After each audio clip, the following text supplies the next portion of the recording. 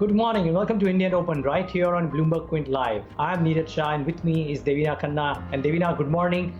I must say, while the number of cases would have risen, India may have shown the highest spike, but there is a bit of optimism this morning because there's a lot of good news if you look at the periphery of the central news flow. I mean, if you just look beyond the central news flow, which is the number of cases rising, there are a bunch of positive news. Well, Neeraj, if you have to look at it that way, yes, you can say that this is a bunch of positive news, especially when you're taking a look at the the rise in new cases coming off in Italy. India, for that matter, on a lower base, has seen one of the sharpest rises in new cases in a single day. But the rest of Europe seems like it could be peaking out. And going by what comments have been coming in from Donald Trump, he's also talking about the next 2 weeks being crucial and the fact that you could see US peaking out in the next 2 weeks, but that's his opinion. So let's see how that shapes up. But aside from that, the US equity markets have been active, and in the last 5 sessions, 4 sessions have been in the green. We had a little bit of a tumultuous trade in yesterday's session. But one thing, Neeraj, that's interesting about our trade is that whatever is happening on extremely lackluster volumes. And you also showcase this chart on your trade setup. But the volumes in the NSE and the BSE cash market have been extremely thin. We'll talk about all of that, but also just focus on what's been happening to the setup for today. SGX Nifty is showing you an uptick of about 200 odd points. So that's again another silver lining. Yeah, Devina, just before you go to the global guest, and he's joining us now, but just very quickly, keep in mind, viewers, that the Asian screen is positive, SGX is positive, US futures are positive. So after a good day in trade yesterday, the US markets, at least the last time I checked, were showing towards some green on the screen, Devina. So suffice to say, we'll start off well, and the cues thus far for trade are not looking all that bad. Couple that in with what the Reserve Bank has done yesterday. We'll talk about it a bit later on. I think there's a lot of optimism around to take heart from today morning. Right, Neeraj, and let's not waste any more time. Johan Joost, a managing director at Global CIO Office, he's joining us right now on the phone line from Singapore. Johan, thanks very much for taking out the time. Are you witnessing, or are you also optimistic about the fact that the number of new cases that have been reported are starting to peter off? There is a possibility of a vaccine that's going to get tested in September. Johnson & Johnson has said they've identified a key ingredient for the vaccine. All of these factors, does that put you at even a slight amount of ease? Well, I think I'd be on the much more cautious side. I think if you look at all of the work that's been done, modeling how this thing progresses, we are reaching the peak in some markets, some countries, some markets, and you should expect it to come down almost as fast as it went up. The issue is not quite that. The issue is there's quite a few countries and regions where we really don't know precisely where in the development of the contagion and the spread they are, and some of these can be quite significant still. In the U.S., for example, we know Los Angeles is still on the way up. There's quite a few. I don't want to mention any particular other ones by name. Likewise, the notion that a receding infection count is somehow going to sort of turn the economy, I think is misplaced. I think we need to be really careful to not equate it too closely. I think what has happened in markets has been a massive deleveraging and a destruction of investor appetite, and that we should be sort of thankful basically for something of a plateauing out. It gives you opportunity now to sort of rejig your portfolio, but from an economic point of view, we're at the beginning, we're not close to the end. Johan, in light of that, do you feel that this risk-off sentiment for equities will continue for some more time to come? And where again because money has to find its place somewhere, and as of now, it's going into the king dollar. Do you feel that there could be a possibility of the risk-on trade coming back in at any particular time soon, or this is going to take some time till we finally know that the health crisis is coming to an end? Well, I think the way to view this playing out is to understand that a very large proportion of the downdraft in markets was to do perhaps not necessarily directly with the view on, say, earnings or economic growth. It was a very, very severe liquidity and volatility contraction. Right, so quite a few, in fact, probably a large proportion of what you've seen was the destruction of levered structures and forced selling. Now, once you've been margin called and you've sold, that money doesn't come back. So that leaves something of a vacuum, and we've seen this in the volumes in some of the markets. It's a bit on the tepid side. So you wouldn't think that there's just people that have left the States and are sitting on the sidelines waiting to come back. They are out. And what was different in this time compared to the previous shock we had with Lehman was this time it started in the middle of the treasury markets, funding markets, and that's why the dollar was so strong for a while. Was there was a lurch towards dollars because of funding constraints inside of the U.S. Treasury space, inside of the repo market, and that spread globally, and then that's why you saw the Fed come in very, very aggressively, because that's their role as the lender of last resort. So again, I would say, look, you will have, we saw this in 08, 09, you see periods of, relative stability, but the adjustment process is not just as simple as, moving cash out of the market and then back in later. There's all sorts of structural features that have now essentially been triggered that will take it some time to heal. What is good is that you are starting to see some of the analysts. You're also starting to see some of the institutional investors, the ones with patience and unlevered capital, looking to deploy. And you can see it, for example, in the new issuance market in fixed income. The last week, there's been a huge amount of new issuance, almost record volumes, which shows you there is interest at these levels. What I would caution is to say that sort of to signal the all clear on the back of a few good days and positive data points. Got that. Johan, quick comments coming there from Johan. Thank you so much for taking out the time and speaking with us this morning, and stay safe. Yes, you too. Thank you for your time. All right, that was the Managing Director, Global CIO Office, talking about the global markets. Remember, most brokerages have already pegged in a period of degrowth, rather, for global economies, and you've seen the possibility of growth come back only in quarter three of, Neeraj. Yeah, Devina, the other thing is, while everybody's saying this, the interesting bit came in from the JP Morgan strategist, isn't it? The stories then on our website, and they are saying with the stimulus that has been put out and all the other factors, not with looking at all the other factors, maybe global equities and risky assets, I think they're talking about risky assets, having reached their trough when it comes to the current cycle, except for certain countries which might get impacted negatively due to oil price crash or due to currency weaknesses that they have. So the opinions are differing from the left to the right, Devina, but I thought the note from JP Morgan was pretty interesting. Yep. And we've been talking to a whole battery of guests regarding what they see growth to be like. And today will be no different. But let's also bring in Mayuresh Joshi right now to talk about the Indian market setup and how should one approach investing in these current times. Mayuresh, thanks very much for taking out the time and speaking with us. So we've been talking about how the sell-off has been happening in the Indian equities, has been happening on extremely low volumes. The NSE and the BSE cash market seems to have completely dried up in terms of volumes, despite the fact that we've been seeing these massive cuts coming into the equity market. Do you feel that, therefore, looking at the selling, while the pricing is amplified and the volume is thin, it actually could turn around pretty quick, as quick as it's falling? Morning, Devina. Morning, Neeraj. So I think two broad aspects, as we've been discussing over the past few days and weeks. I think the extent in terms of how this pandemic and the contagion thereof, in terms of reported numbers, specifically in the Western world.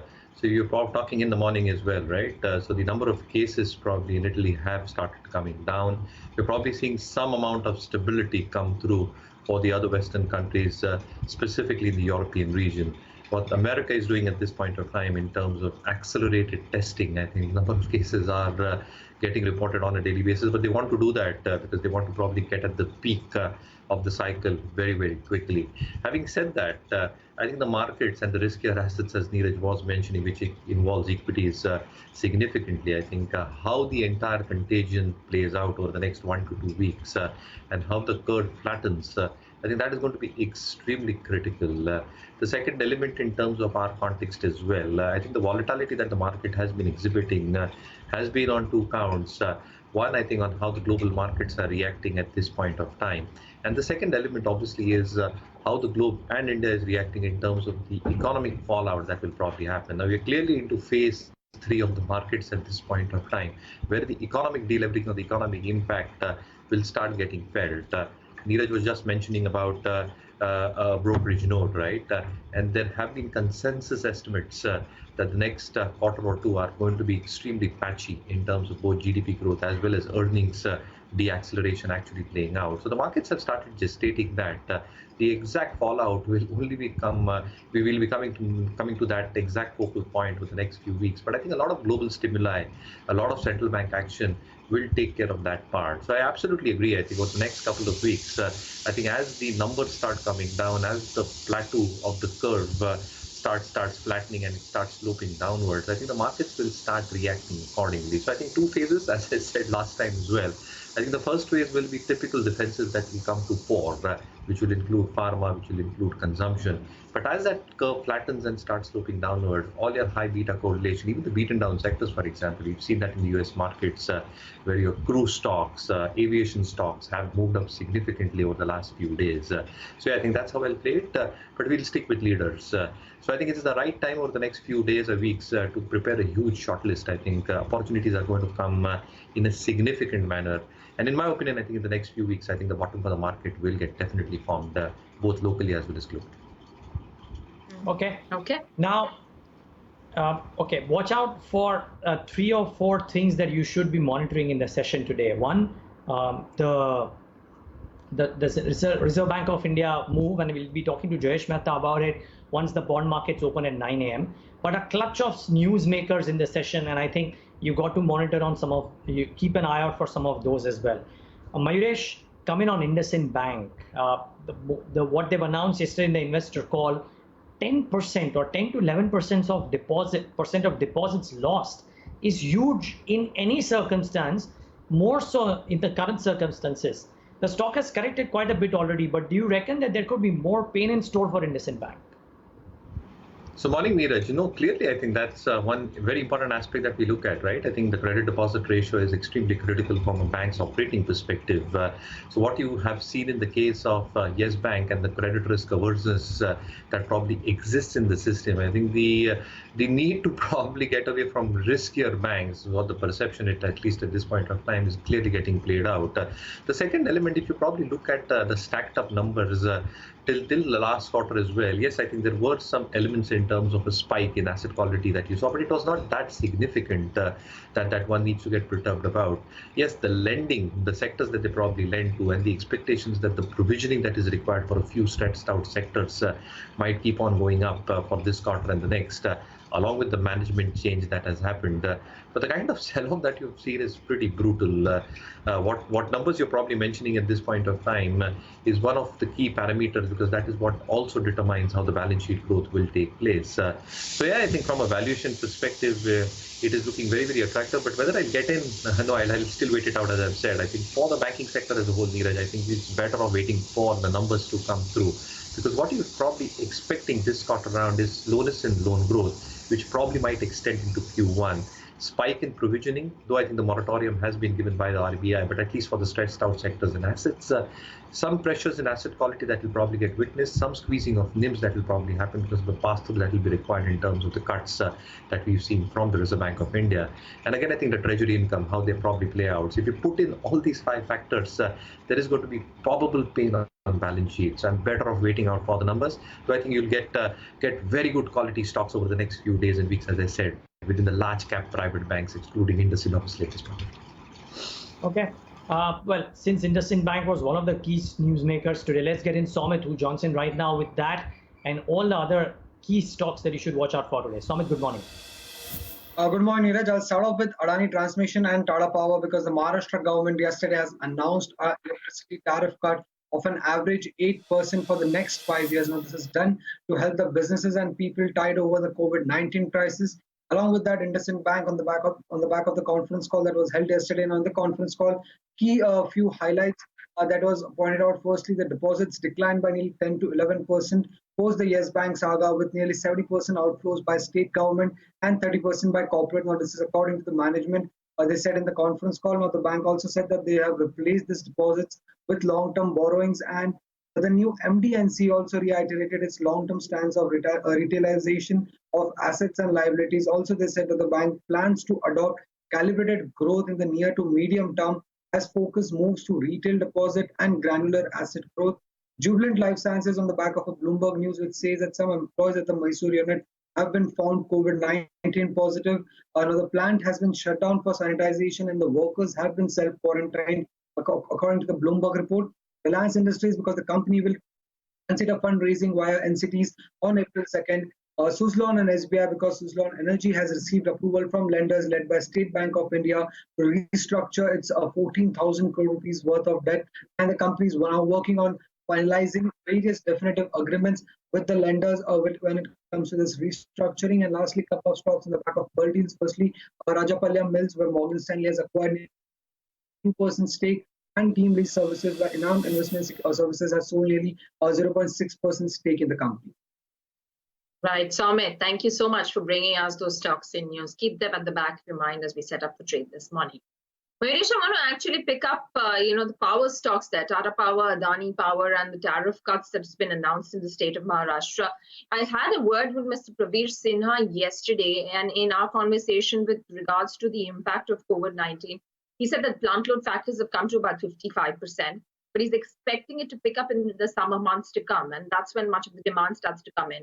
So, he's currently not, seeing any kind of growth, but Q2 of next year, Q2 of 21 is when he'll start to see much of the action and much of the growth coming back in. Do you feel with this another tariff cut that's been taken by them puts additional pressure on some of these power generators?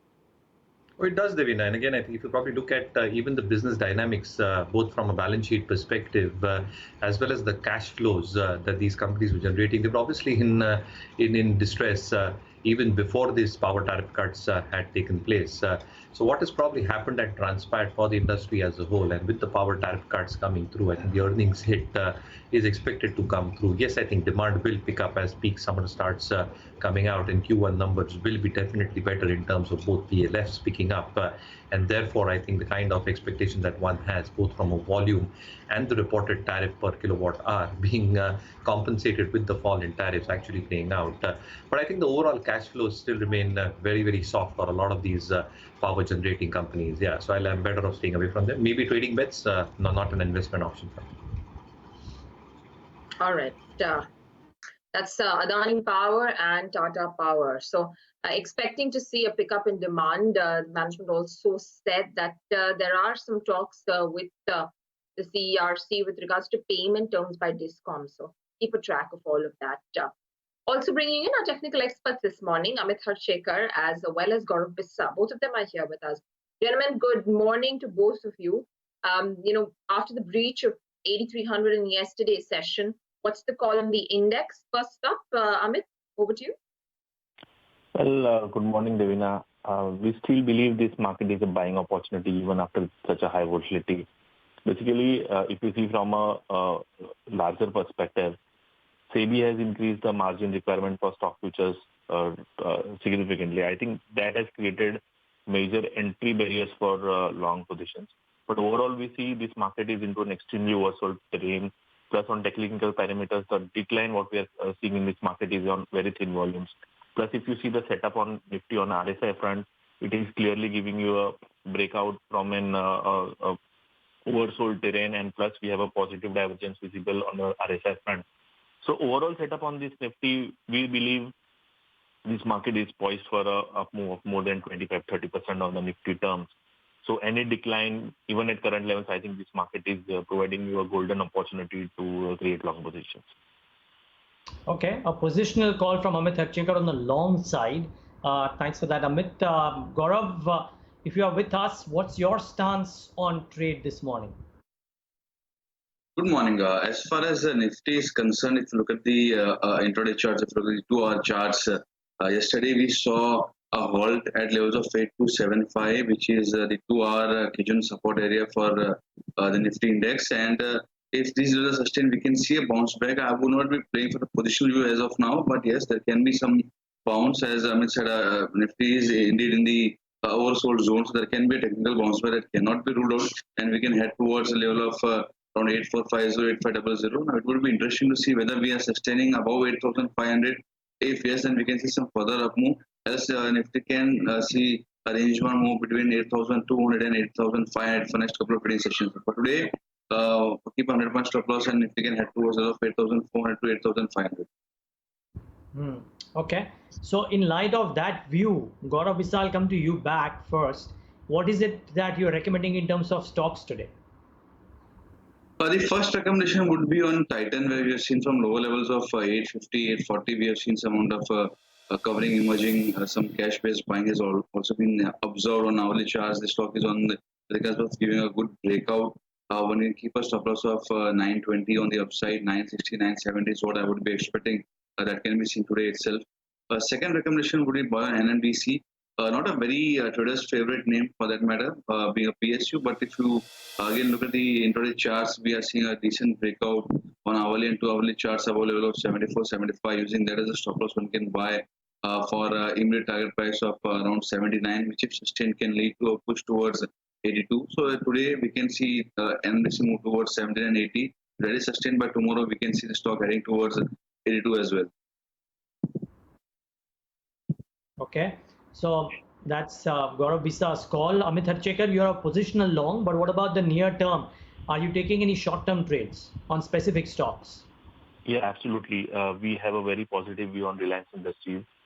We believe the long-term correction for Reliance Industries has completed because we were quite negative even when the stock was trading at around 1100, 1200. We think the long-term bottom is in place, and we are looking for an upside of nearly 50% in Reliance Industries.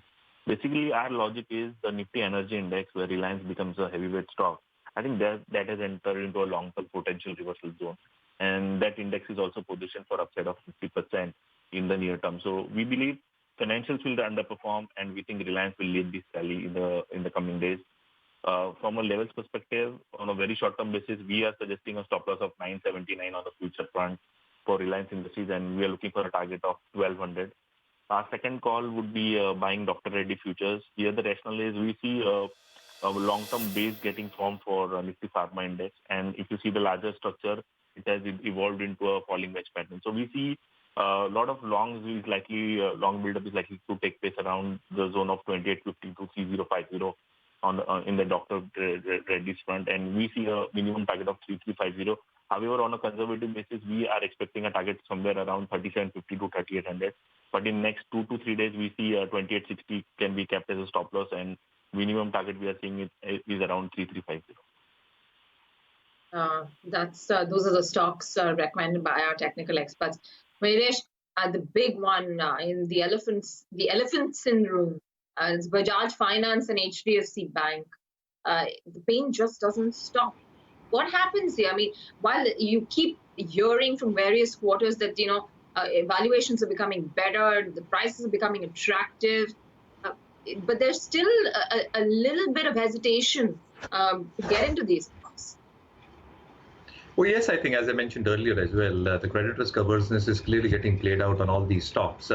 What probably also happens in terms of their exposure, specifically in terms of the unsecured assets, I think that is where I think a lot of participants on the streets are very, very skeptical about at this point of time. But if you probably look at the reported numbers so far, I think the asset quality deterioration has not been been soft at all. So I think they've reported very, very stable numbers on that count. Yes, as I mentioned earlier, I think the loan growth will slow down, but that's for the entire universe as a whole. Even if one accounts, some slippage is taking place, specifically in terms of their unsecured portfolio, MSME, SMEs for Bajaj Finance, where you're talking about the developer financing for the other NBFCs as well.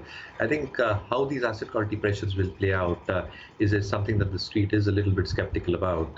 So I think both these factors at work and in tandem are probably taking a toll in terms of how the expectations for the book or the book value itself for these stocks will play out.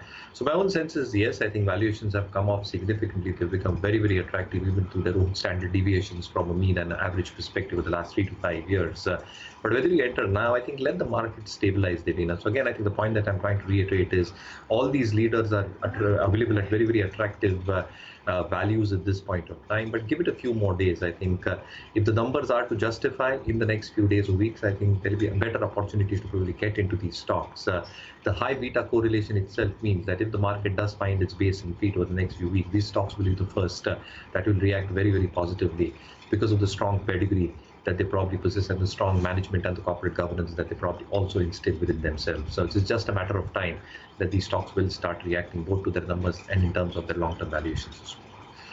Yeah, and it's also continuity of business. I mean, it's the existence of the business. Do you see this business, going away because of this issue? No, it's a matter of time. It's a matter of a few months. There will be pain, but again, the business is not going to go anywhere.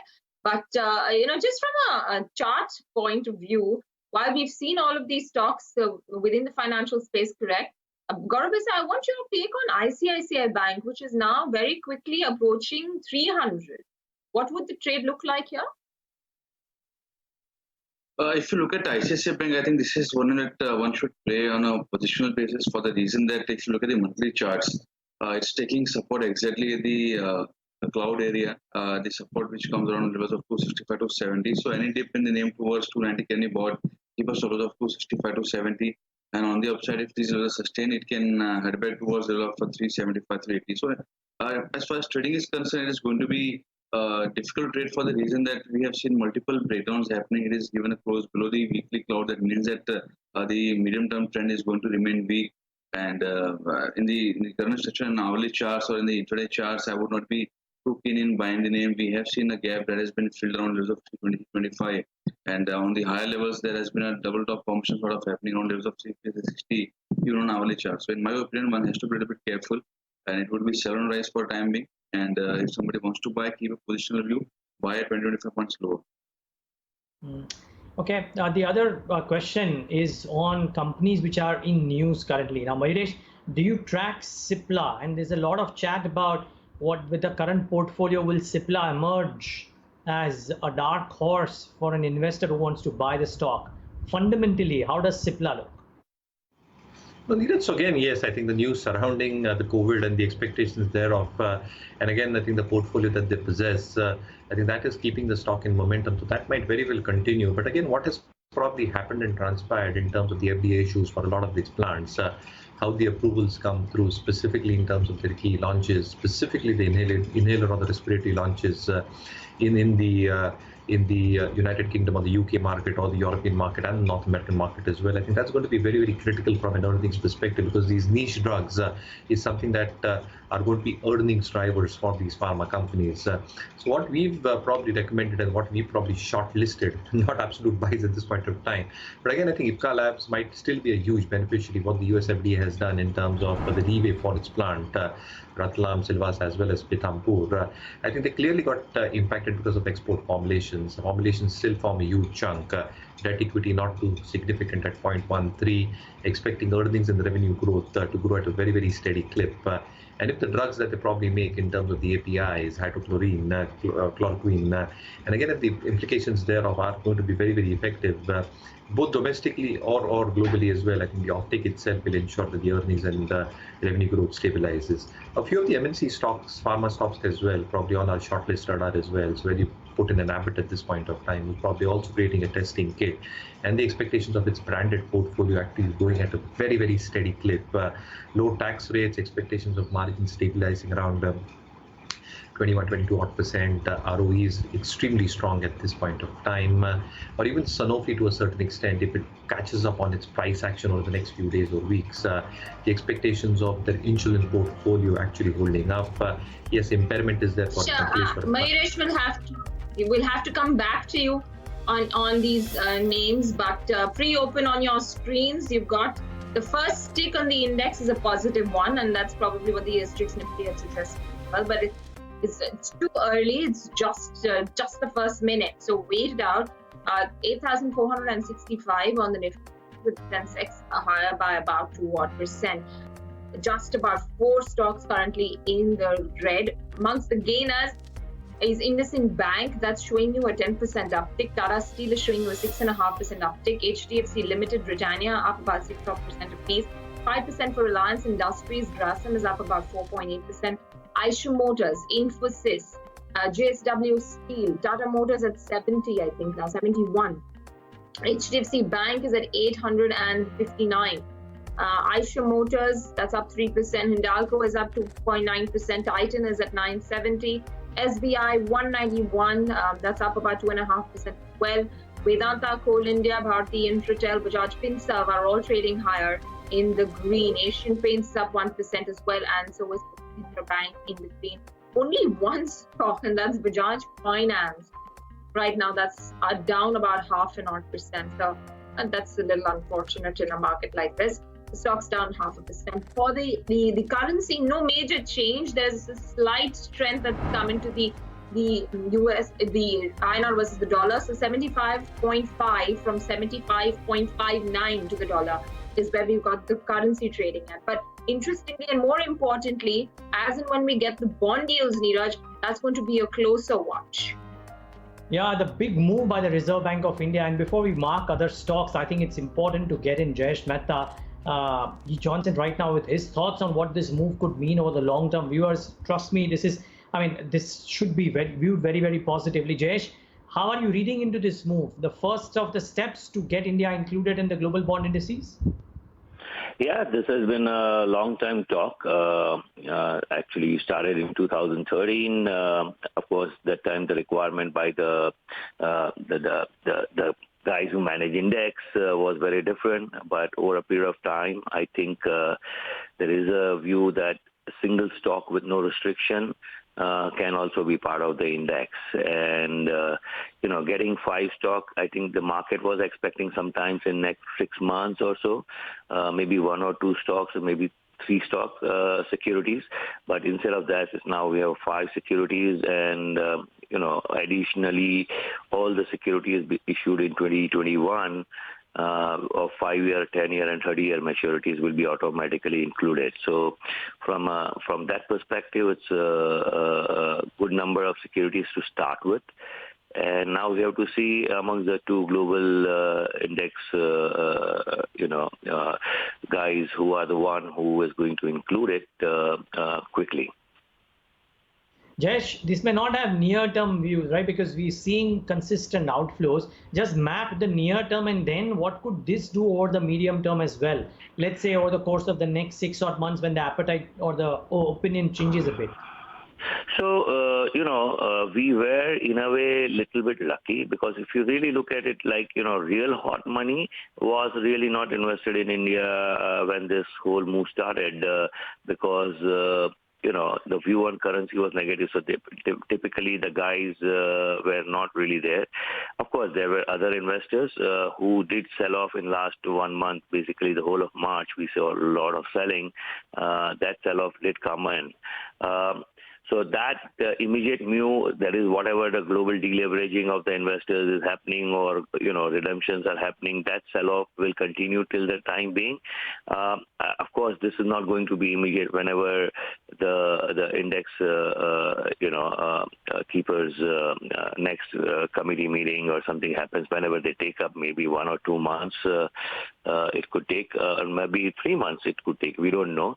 So now next 2-3 months it could take for them to get into index, and then then people will start tracking it. But of course there will be people who will start preempting it also. So both the things will continue. But yes, as timing wise, I would say we would see real good flows maybe 4, 5, 6 months down the line, not immediately. Jayesh, good morning.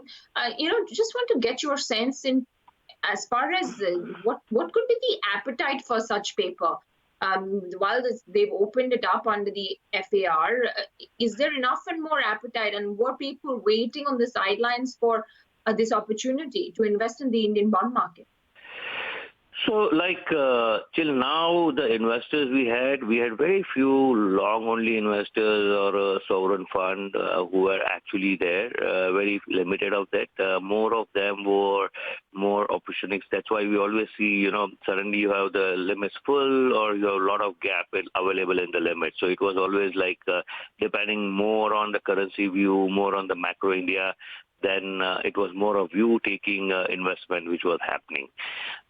Once it passed of index, again, a lot of players who were on the sideline, typically the global guys, who were not even set up to do India because it was not really part of their mandate, will now have to get set up. So in terms of breadth, in terms of amount, it may not be immediately very big amount, right? Because some rough calculation, if you do it, like maybe 10 billion would be 1.5% kind of incremental in the index or so. But even if that doesn't matter, we will have breadth of players increasing. That's the big thing. And I just want to understand this a little bit better from you in terms of how foreigners allocate money to the emerging markets bond market. So while obviously the equity works in a way that you have an emerging market allocation, and within that emerging market allocation, India gets a percentage of that. For investing into the Indian bond market, what would the route be in terms of foreigners when they're looking to invest? It's going to be a separate investment altogether, disconnected from what investments are made in the other emerging market bonds? No, it will be part of the emerging market and global bond investment. So it will be definitely a part of, just like equity, it's not going to be any different. And that's where, you feel that there is some sticky money which is going to be there, because once, you have some X weightage in the index, typically, even if you have a negative view, you might have some X minus some position, but you'll never go to zero. And similarly, when you have a very bullish view on India, you will have X plus position in that situation. But more than that, that's all on the incremental amount or something. But I think it is more to do with, number of players. You see, today, a lot of global players were not even set up to trade India. I think what this is gonna change is at least people will set up to trade India, and depending on the weightage, if it is very nominal weightage, naturally people are gonna ignore it, right? It is gonna be a rounding error and stuff like that. But if we get a significant weightage in the index, and looking at the way we have, 5 securities plus 3 more, and it could be 4 more for this year, 2021, and therefore we would definitely in a 6 months to a year time get good weightage on the index, and therefore I see more players. As I said, more than amount, it's the breadth of the investors which is going to matter. Okay, Jayesh, appreciate you taking this time out and joining us this morning with a quick perspective. So that's the big move from the Reserve Bank of India yesterday, and very positive from a long-term perspective. Let's wait and watch over the course of the next 1 year what kind of money comes in, and the breadth of investors, as Jayesh said, which might improve quite dramatically for India as well. On the bond side, mind you, but that's very important. The bond markets typically lead the equity markets. 8 minutes done on the pre-open session, and we are going to start off well, 3% higher for the Nifty and the Sensex in the pre-open session, almost 2.8% for the Nifty Bank. Gautam Shah, come to you on the 2 or 3 stocks which are showing the biggest bounce, and if you trade any of them, if these are the rates at which they start off. Axis, HDFC, Reliance Industries, each of these showing a 4% uptick. Well, if you first see Axis Bank, then yes, there's a possibility we may see some more upside. The crucial level for Axis would be 385. If it's sustaining above the levels of 385. I'm talking about the first 15-20 minutes. Then yes, there can be some further upside towards the level of 420, 425 in a day or two. So access would be on my radar. SDFC, it's been the trend has been not very clear, but for Reliance Industries, again, yes, there's a possibility. On daily charts, I'm seeing what is called as a bullish C-climb pattern formation happening, and it has a potential to test at least levels of 1150. So, in my opinion, that is something that can be on the radar. If the risk reward is favorable, I would definitely go for it. But again, it depends at what levels do we open, how it manages in first 20 minutes, and ultimately, yes, it has a possibility to go towards the level of 1150. If that sustains, it can go towards the level of 1190 as well. Okay, gentlemen, stay on. And I want to before I go ahead and get you all that you need to know to stay ahead and trade today. Just a quick flag off of what the bond yields are doing this morning. 6.11 is where we are at for the 10-year bond yields. That's come off by 1.6% right now from yesterday's close of 6.21. So you're already seeing a reaction to those measures from the RBI. Coming back then to the equity markets and tell you all that you need to know in trade today. IndianOpen Bank says 10 to 11% of its deposits have shrunk, largely led by withdrawals by a state government. Adani Transmission and Tata Power in focus as Maharashtra government on Monday announced an average of 8% electricity tariff cut for the next 5 years to help businesses and people tied over COVID-19 crisis. Jubilant Life Sciences says certain employees at Mysore unit have been found COVID-19 positive. Plant has been shut for sanitization and workers have been self-quarantined, reports Bloomberg. SBI Malls extending loan repayment moratorium to all term loans extended by the bank till March 1st. Bank will conduct a special communication campaign to explain to borrowers the specifics of the moratorium. In key bulk deals, Morgan Stanley Asia acquired 1.18% stake in Rajapalayam Mills at ₹458 per share. Enam sells 0.6% stock in Teamlease at $14.95 per share. Lenders approve Suzlon Energy's resolution plan. Lead Bank, SBI, has approved the resolution plan for the company and its certain identified subsidiaries. Well, that's what to have with regards to the things you need to keep in mind. And actually, I want to talk about SBI, which is now trading at 191. Gaurav Bissa, at 191, would SBI be a buy for you? For time being, it will not be a buy for me for the reason that if you look at the hourly charts or if you look at daily charts as well, there has been quite a few rejections between area of 200, 205.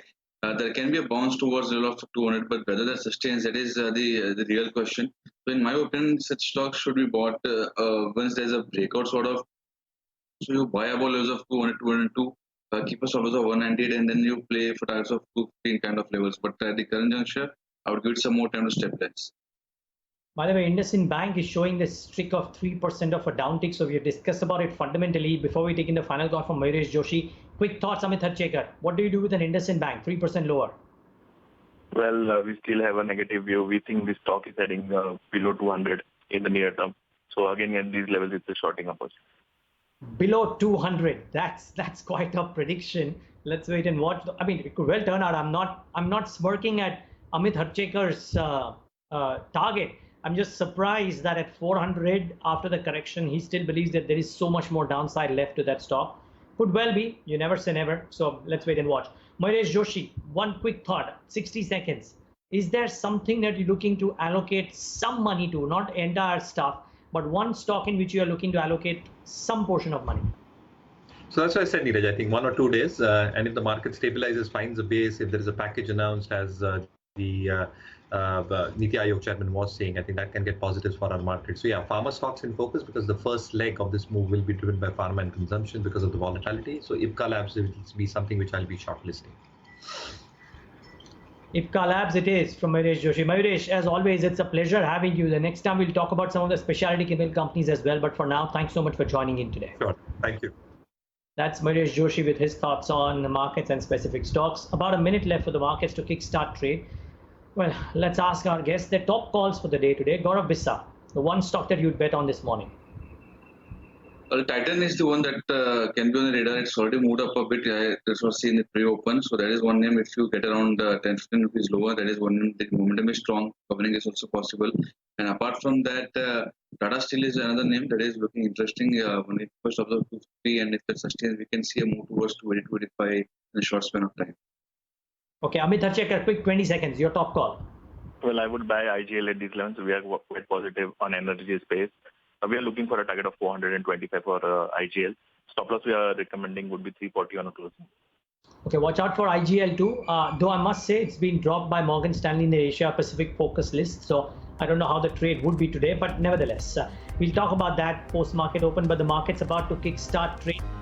Okay, and we have started about 3% higher for the benchmark indices. So the Nifty 50 about 2.78% currently, the Sensex 2.71 and 2.5% or 2.4% for the Bank Nifty. What's doing well? JSW Steel up 5.5%. There is strength in HDFC, which is up about 4%. UPL is up about 4%. But I must say, we've cooled off from the finance. Bounces back a little bit, about 2315 on that stock as we speak. And HDFC Bank and HDFC, the two towers which corrected yesterday and cracked significantly, are leading the charge higher. In between, there is a BPCL as well. What is not doing well? I think IndianOpen Bank. I think, and we must mention this stock. It is starting off 10% lower, and frankly, it doesn't surprise me. 10% of deposits going away is not great news under any situation, more so in the current situation. A lot of brokerages have question mark, lays a question mark around the strength of the liability franchise now for IndianOpen Bank, and it's showing in the way the stock has plummeted. Let's wait and watch what happens. It'll be interesting to find out if Amit is willing to go short on it even now after this 10% downtake. Well, amongst the other muted names are Nestle India as well as Larsen & Toubro, fairly muted gains. But Devina, financials, and not the best of fashions, just about a slightly quiet start, if you will, really. But yeah, the likes of HDFC, ICICI Bank are holding fort. HDFC Bank has quickly slipped back and out of the top 15 gainers. Yeah, the broader market is doing slightly better as well, Neeraj, this morning. So seems to have some life. You've got the likes of KRBL, Gati, 10% apiece. ITI Limited is up 13%. Snowman Logistics is up 10%. VRL Logistics is up another 10%. So looks like some of these logistics stocks are getting very active. Shipping Corporation is up about 10% too. Amongst the other names, All Cargo Logistics is up at 9%. So the top 10 stocks have at least 3 or 4 logistics names. Aside from that, you've got Unichem Labs, which is up 6.5%, a Container Co-op, which is up 6.5%, Gateway Distillery Park, 6.5% higher. Then you've got an Indoco Remedies, which is higher by 6.5%. Some sugar stocks are active, so Sri Renuka, Balrampur both are doing well. Bajaj Electricals is up 5.5%. Hindustan Copper, Edelweiss comes back today, so it's in the green. EID Parry again is up about 4%. So the likes of Marksans Pharma, Lakshmi Vilas Bank, DCB Bank are also in the green. Avenue Supermarts, another 4% higher, and 2200 Family Supermarts. This one actually, from a high of about 2500 in this entire route, this has gone down to levels of 1750 and come back up in a hurry, and is back now at about 2200. So looking pretty strong for Avenue Supermarts. Losers, Suven Life, Gayatri Projects, Future Retail, Future Group stocks pummeled out of shape. Future Consumer also down 5%. Yes Bank, after touching 80, the stock has come back to a price of 24. India Bulls Ventures at 102. AB Fashion, that's another 0.5% up. Yep, well, that's essentially the set of stocks which are doing what they are doing. I just want to mark one more name, and that is India Cement. Yesterday didn't quite react all that positively at the start of the trading day. Of course, the market was like that, India Cements, and came off a bit. Be interesting to see what it is doing in the session today. But before we get in, Gautam Shah, a final thought from both our experts who are still with us. Amit Harchekar, IndianOpen Bank, well, you have a negative call, but it's starting off way lower already. If you get a chance today at 10, 11, 12% or 8, 9%, would you still go short? Yeah, absolutely. I think on a long-term basis, if you see the 30 days historical volatility is above 120. So whenever such move happens, we generally see stock moving into 2-digit.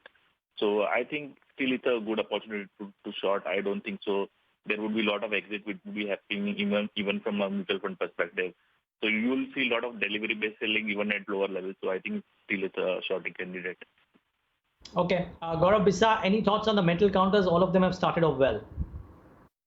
Let's see, many of these names were already in deep oversold zone, so there's a technical point that we're talking about. And as I mentioned, Tata Steel, for the reason that on weekly charts we are seeing a bullish harmonic AB equals CD pattern formation happening. So if it sustains the previous low of say 250, then we can see some bounce back in the name. But apart from that, I would be a little bit skeptical in the names. The trend is still not very strong, but there can be some technical bounce that can be expected in these names. Okay. Okay, we'll leave it at that. Thanks so much for that, Gaurav, as well as Amita Chekhar. Appreciate your time. Well, let's get in. Gautam Shah, it's been a while that we've spoken to him, so let's get his thoughts out. Gautam, good having you. Thanks much for joining in. A few days ago, I saw on Twitter you were saying that there are some big developments happening which you are going to bring out for your clients. I appreciate you can't reveal everything, but just looking at the kind of carnage that we've seen in the markets the last few days, does your study indicate that there could be a large move either direction anytime soon? Morning, Neeraj. Well, I think the large move already took place last week. I mean, just to put things in perspective, we were at 7,500 and we almost tested at 9,100. So that's a 20% pullback in a matter of 4 days. So that was anyway large by all standards. And now, with the markets having discounted just about everything coming out of the RBI, I think there was a case of sell on news. And that's probably the reason the market is now pretty much in a base building process. So I think there's going to be a battle between demand and supply. The last 5 weeks has been all about supply, but now I think given what you're seeing on the screen today, there is enough indication to believe that the bearish momentum, which has been so strong in the last 5 weeks, is not there anymore. And I think that's because a lot of the bad news, I think, is already into the price, and even the global markets are looking far more stable. So from a technical standpoint, we believe that the Nifty is just going to trade in that band of 8,000 to 9,000. This back and forth action, if it were to happen, is very good because it will help the market create a foundation. But the problem is when you look at some of the sectors, the bank Nifty, the auto sector, the metal space, the oil and gas space, you cannot say with confidence that we could have seen a bottom for good. So while 7,500 might be a temporary bottom for sure and is unlikely to get violated immediately, I think over the next 3 to 4 weeks, you could see the markets in a range with the upside being capped to about 9,000 to 9,500. And in this phase, probably some of the mid caps and small caps will start to do well.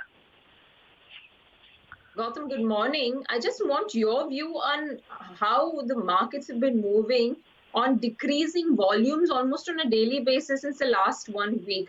I mean, we know traders are sitting at home and working from home. It's literally sucking dry out from the cash market segment in terms of the overall volumes, and yet you are seeing this kind of excessive, incessant selling and the pricing activity. What's your take on what happens when these volumes start to pick up? Well, I don't think we can blame volumes in today's environment because anyway, what you're seeing right now in the country is unprecedented. So when the country is going through a lockdown, you cannot expect everyone to be working at full capacity, and that's probably the reason you are seeing these lowish volumes on the way up and on the way down. So I don't think volume is an important criteria. But I think the kind of levels India VIX is trading at, we haven't seen a level of 70, 75 on India VIX in a decade.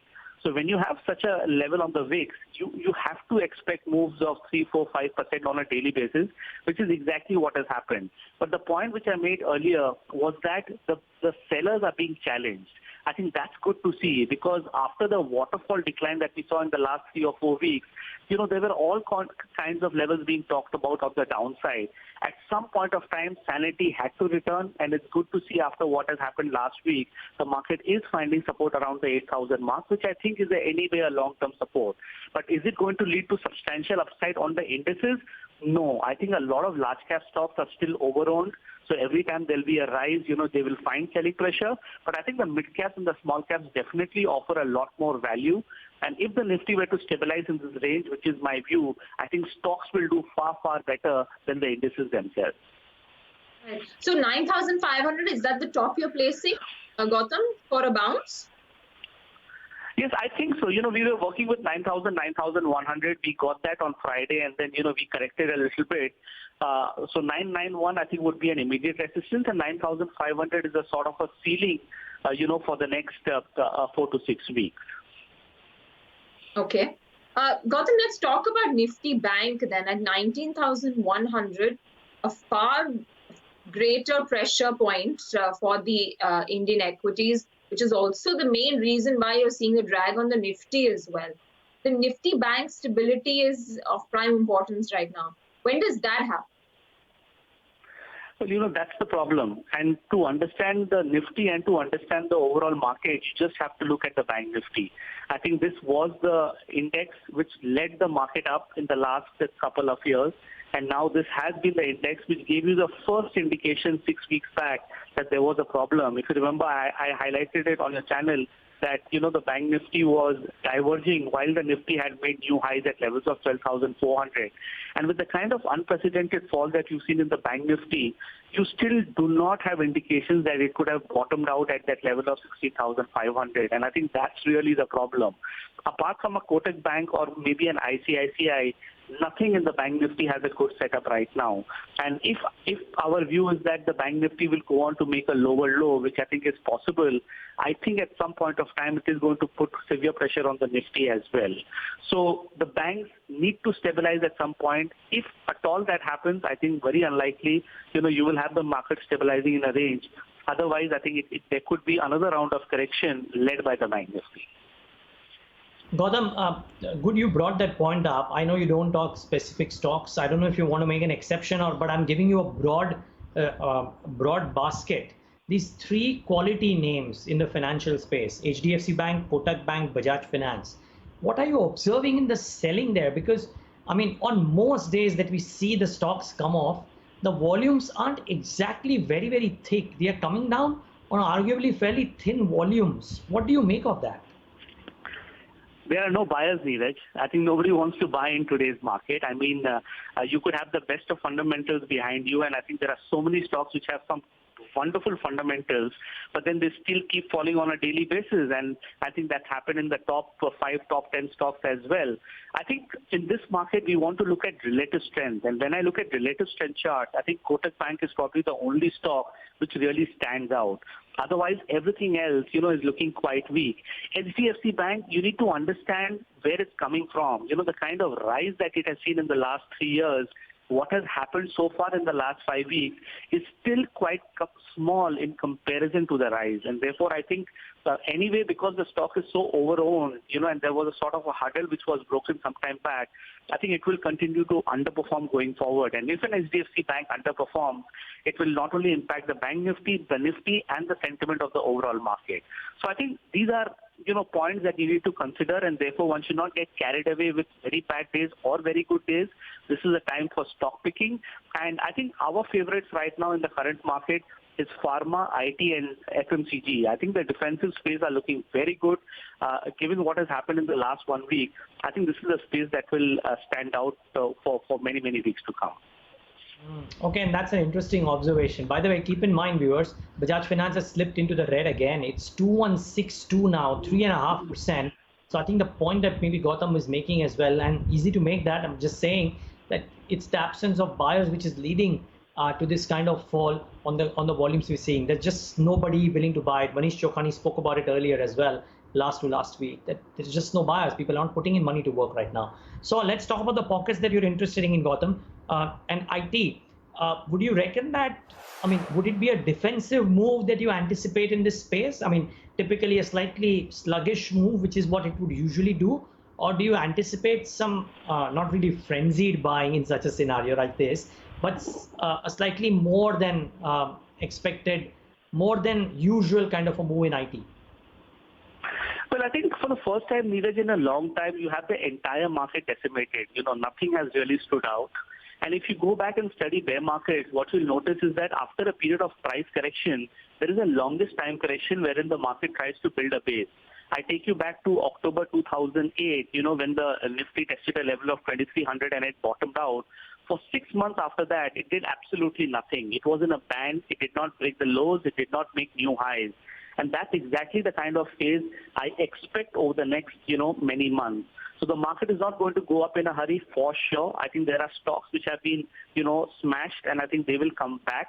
But the reason I'm only recommending IT is because I see relative strength at this point of time. I think if you look at the manner in which Infosys or a TCS has rebounded in the last 3-4 days, that gives me the confidence that they might not go on to make lower lows. Going forward, even if the Nifty were to make a lower low, which is possible, I think stocks in the IT space, pharma space, and FMCG space might not do that. And that's the only reason we are liking them. It's not that they will go up instantly, but at least they will give you safety. A lot of these stocks have high dividend yield as well, so that's another, comforting factor. And obviously, the consumption story and the fact that, IT as a theme, should work over the long term, given the India story. All of these factors should come into play, and that's the reason we are recommending these three. Gautam, two sectors at two ends of the pole. One is the diagnostic space, which has been active on the positive side, and the other one that's probably at the heels of what the banking index is doing is the real estate space, and the realty index, which is getting badgered. Do you have a comment on whether or not there is any sort of a respite or a bounce back because of overselling within the real estate bucket? And what do you do with diagnostics? Is it time to take profits if you have diagnostics? Well, on the real estate side, I don't think, I want to commit there because many of the stocks and the index itself has been making lower lows. This has been a case for a lot of sectors in the market, metals and auto included, that they've just continued to make lower lows. Cheap has just got cheaper and cheaper and cheaper, and you just don't know where many of these stocks are going to bottom out. And in this environment of today, you don't want to commit in such stocks. So clearly an avoid. On the diagnostic side, yes, there was a time when we were liking it, but I think margin funding is playing a very important role in some of the diagnostic stocks is what I've noted. And that's the reason you've seen some very abnormal moves in the last 5 days, because setups which had developed over 2-3 years of positive action just got disrupted, in last 1 week. So I still want to stay in the top pharma stocks. A Dr. Reddy is still around 3,000. Cipla has rebounded really well from the lows and is looking interesting. Sun Pharma, I think, is a little overdone on the downside. Biocon is still trading at levels closer to 300. So some of these, top names in the pharma space is where I would commit in the current market environment. I just wanted to throw in a Divi's Lab also, Gautam, if you do track that. Yes, absolutely. Since you mentioned these names. Divi's is right up there, Okay. Okay. Gautam, my one final call. I think I heard you, if I heard you correctly, in the opening answers, did you mention that you think that this could be the range from which the broader markets would bounce back? Did I hear you correctly? I think so, Neeraj. I think if you look at the last couple of days, you will notice that the broader market has started to outperform the mainline indices and the large caps. And at the current level of around 11,000, I really do not see much downside. Yes, the mid-cap index can come down to a level of around 10,000. So there is a possible 10% drop. But I think that's the worst case, because when we map the long-term charts of the mid-cap and the small-cap index, I think you are at the kind of levels where there is a fortune-making opportunity. So if you're looking at the market from a 3-year, 5-year, 10-year perspective, anything between 10,000 and 11,000 on the mid-cap index, I think is a great, great buying opportunity. I know we've been talking about this for the last many, many months, but this looks like capitulation in every which way, and I think there's a great opportunity. Okay, Gautam, I don't want you to give me names, but I'm just asking you, in the broader end of the spectrum, when you guys are trying to figure out which stocks are the ones which could show those moves, are these the high quality names which are coming up fundamentally as well? Because I'm guessing you're a bit of a techno funda now. Or are these stocks which have been beaten down very badly and the bounce back move would make them performers? Which of the category do the large set of names belong to? No, Neeraj, I wouldn't look at the beaten down names, because what's happened with many of the beaten down names is that the setups have got spoiled. And we generally like to look at stocks, that respect support levels. And even if you go back in history, even in 2008 and in 2009 when the markets came back, it was those stocks which did well in the last 2 quarters of 2008. I think those were the names that ended up being multi-baggers. So look for relative strength. I think that's the only mantra in today's market. You don't have to look at technicals in detail. Don't have to look at fundamentals because anyway the market is not respecting that. Look for relative strength. Stocks that they're doing better than the mid-cap index, are the ones that will end up being multi-baggers over the next couple of years. Don't look at fundamentals because the markets are anyways not respecting that. For the period, I think that might be a telling statement as well. Gautam Shah, one final question to you from my end. I know you're advising don't look at fundamentals, but there have been couple of upgrades that have come in from respected brokerages on the oil marketing space. There are a handful of names out there. One of them is a divestment candidate. They're showing some bounce today. Does it show strength or is the setup completely spoiled there as well? The setup has been weak for a while, Neeraj. I think for the last many weeks and many months, apart from a BPCL, which is still relatively okay on the chart, I don't see any major positives. And frankly, I don't want to go by the news because I think we saw what has happened in the last couple of weeks. The market is way, way ahead of the news. And, whatever is happening in the oil marketing space, I think is already in the price. It's already discounted. So apart from the 3 sectors which I mentioned, IT, pharma, and FMCG, I do not want to look at anything right now.